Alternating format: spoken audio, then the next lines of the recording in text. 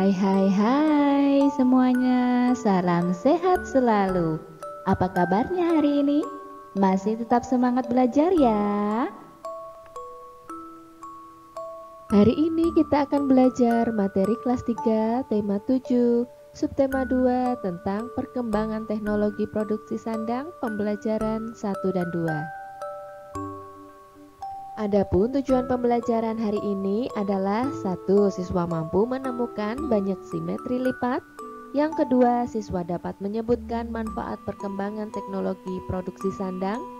Yang ketiga, siswa dapat mengenal bentuk gerak tari memintal, menenun, dan menjemur. Yang keempat, siswa mampu menjelaskan gerak dasar meluncur di dalam air. Sebelum kita memulai pelajaran, kita terlebih dahulu berdoa menurut agama dan kepercayaan masing-masing. Berdoa dimulai. Berdoa selesai. Nah, apakah kalian tahu terbuat dari apa sih pakaian orang-orang pada zaman dahulu? Bagaimana ya proses pembuatan pakaian sehingga sampai ke tangan kita? Atau pernahkah kalian memikirkan bahan apa saja yang digunakan untuk membuat pakaian sehingga bisa nyaman kita pakai?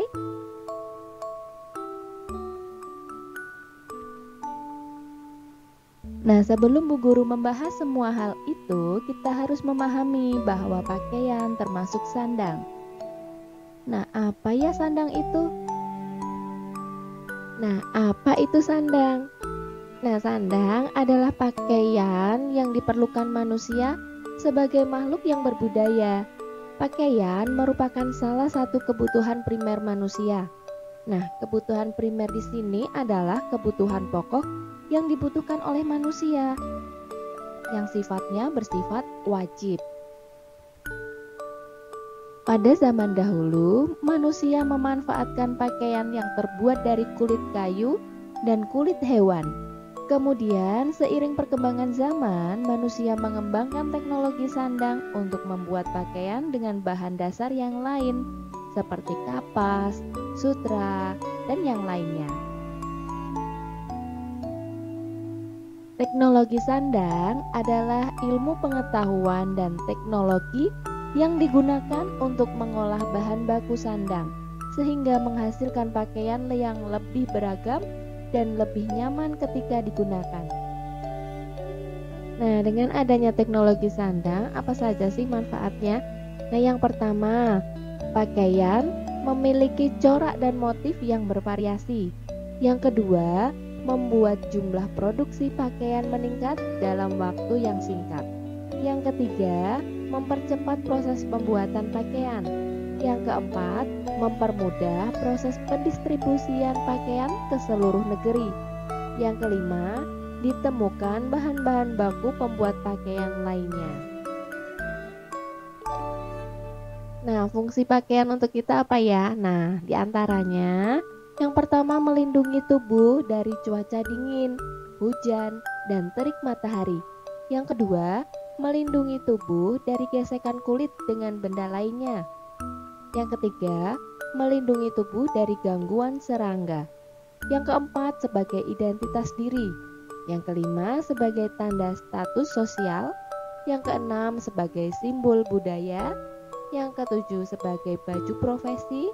Yang kedelapan, sebagai status gender laki-laki atau perempuan.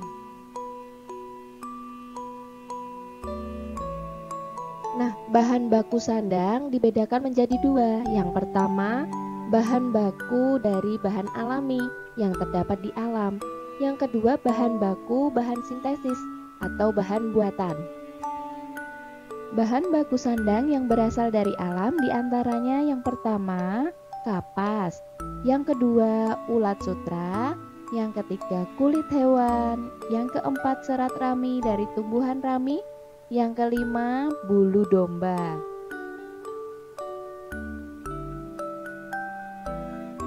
Nah, kita bahas satu persatu ya. Yang pertama dari kapas. Kapas dapat diolah menjadi kain yang sekarang kita kenal dengan nama kain katun. Kain katun tidak mudah kusut saat dicuci, menyerap keringat, dan tidak berbulu. Contoh kain katun dapat kita jumpai pada pakaian sehari-hari. Nah, yang kedua ada ulat sutra. Pada fase kepompong, ulat sutra dapat kita olah menjadi kain sutra yang memiliki tekstur mulus, tidak licin dan lembut. Pada saat terkena cahaya, kain ini akan berkilauan. Kain sutra biasanya digunakan oleh orang-orang yang memiliki status sosial tinggi dan berharga mahal.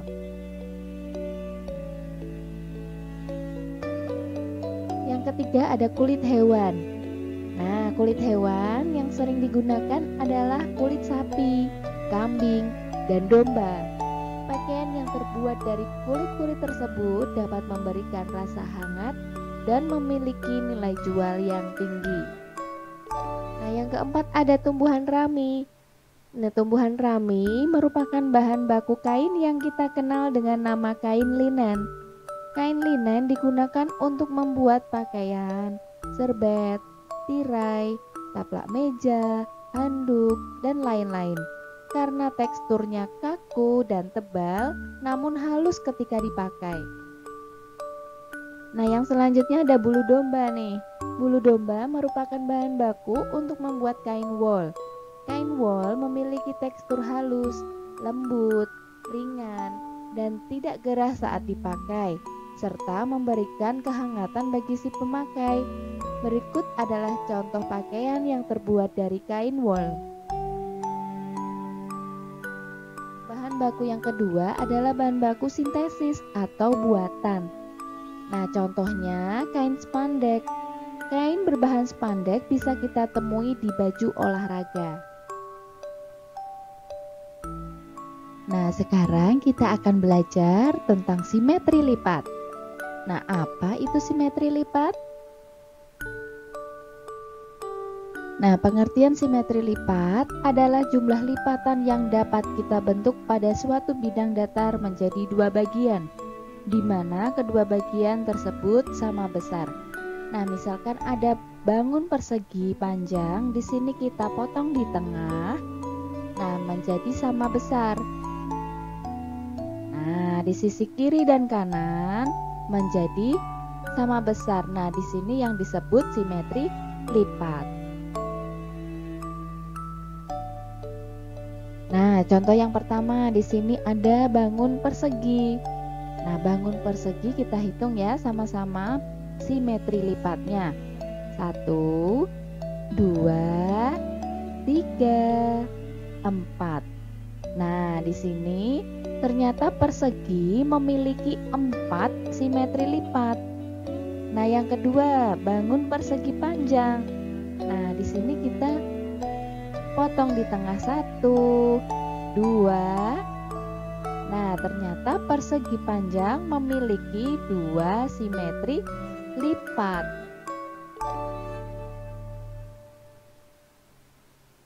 Bangun datar yang ketiga yaitu jajar genjang.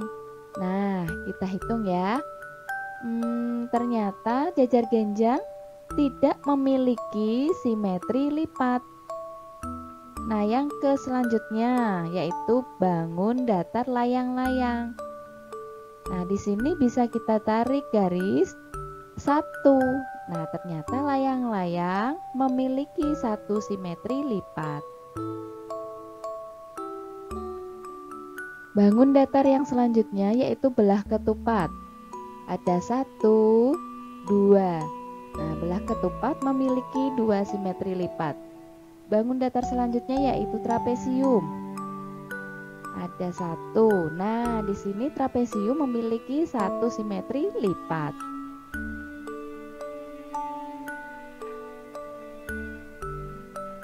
Yang selanjutnya ada segitiga sama kaki. Ada 1. Nah, di sini segitiga sama kaki memiliki 1 simetri lipat.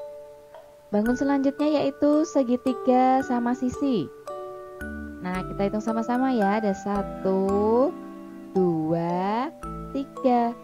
Nah, segitiga sama sisi memiliki 3 simetri lipat. Bangun datar selanjutnya yaitu segitiga siku-siku. Nah, kita hitung sama-sama ya. Ada 1. Nah, segitiga siku-siku memiliki 1 simetri lipat. Nah, bangun datar yang terakhir yaitu lingkaran. Nah, ternyata lingkaran memiliki simetri lipat yang tidak terhingga. Nah, coba perhatikan gerakan memintal dan menenun. Yang pertama, gerakan memintal kapas.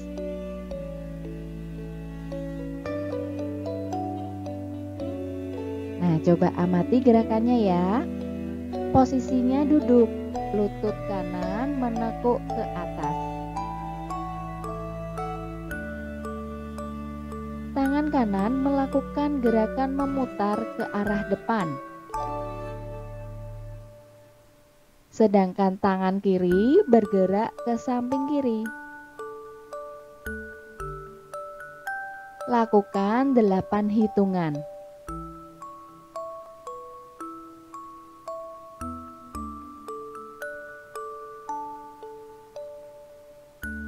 Gerakan kedua yaitu menenun 1.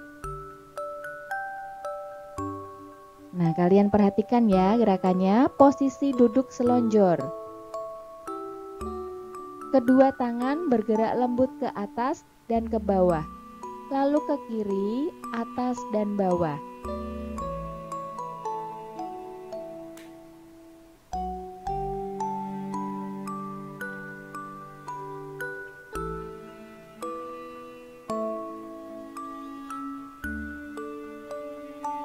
Kepala bergerak mengikuti arah tangan.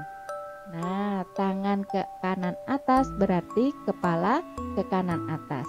Lakukan 8 kali hitungan. Yang ketiga yaitu gerakan menenun 2. Nah, coba perhatikan gerakannya ya. Posisi duduk selonjor. Kedua tangan bergerak kuat ke arah jari kaki, lalu bergerak lembut ke arah perut. Nah, ketika ke arah perut kalian tarik, bergerak lembut.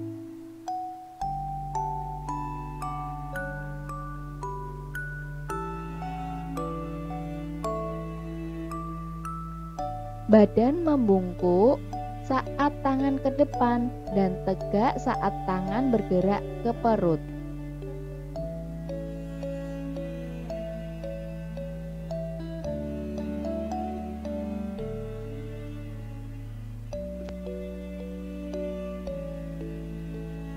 Lakukan 8 kali hitungan.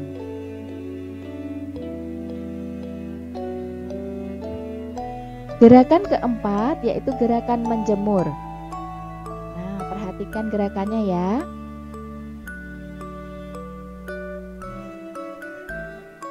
Posisinya berdiri. Kedua tangan bergerak kuat ke kanan atas, lalu bergerak lembut ke kiri bawah.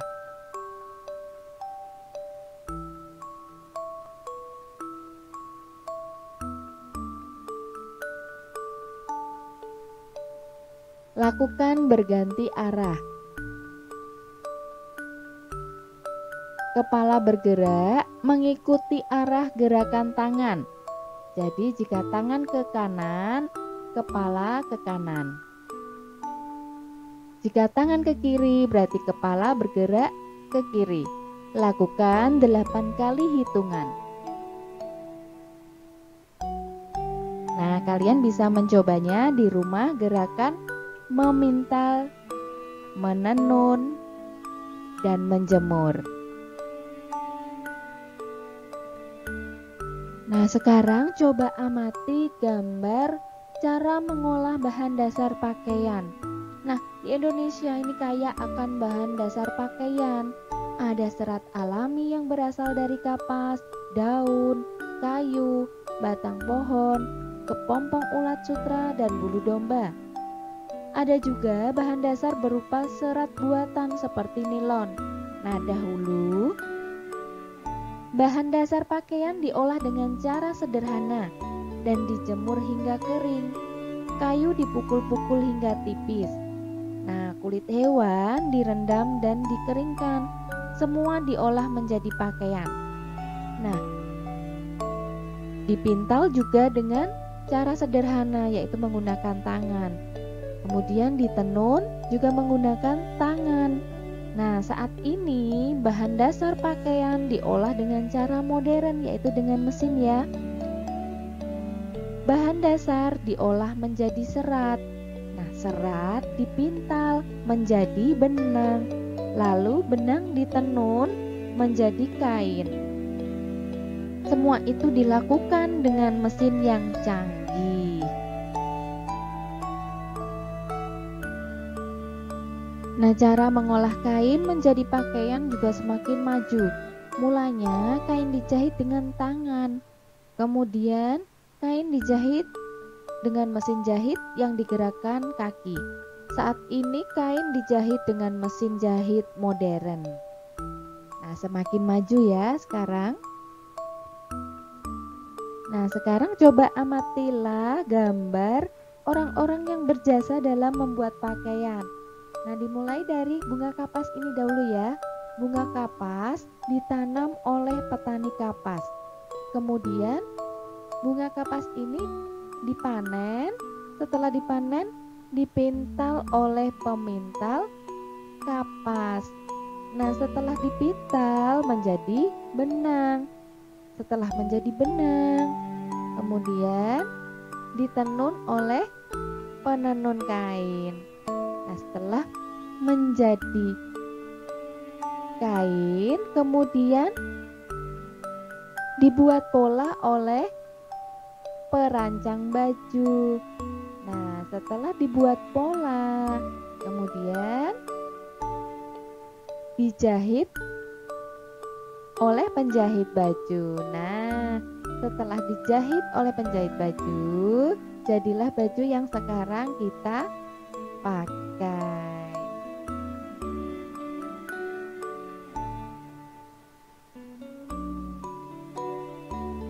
Setelah kita belajar tentang gerak dasar mengambang, kita akan belajar gerakan meluncur.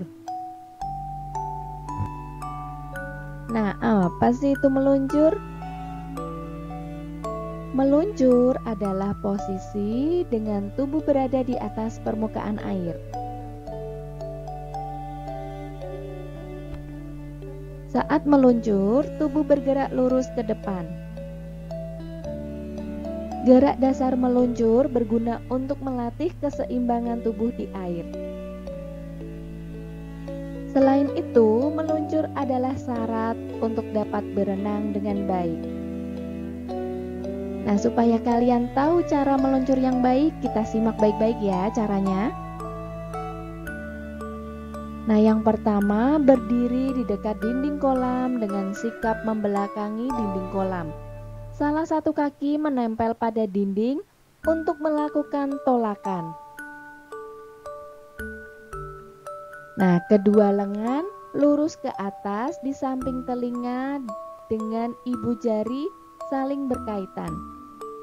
Kemudian ambil nafas dalam-dalam, condongkan tubuh ke depan. Usahakan agar ujung jari tangan yang lebih dahulu masuk ke dalam air.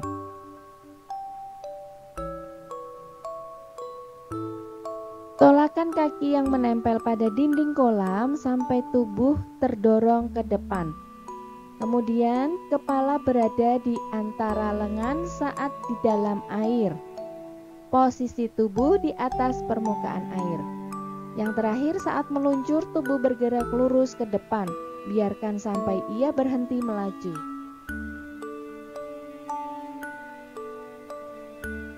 Terima kasih, kalian sudah menyelesaikan materi ini dengan baik.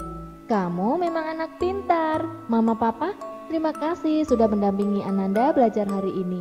Semoga penjelasannya bermanfaat. Sampai jumpa. Bye-bye.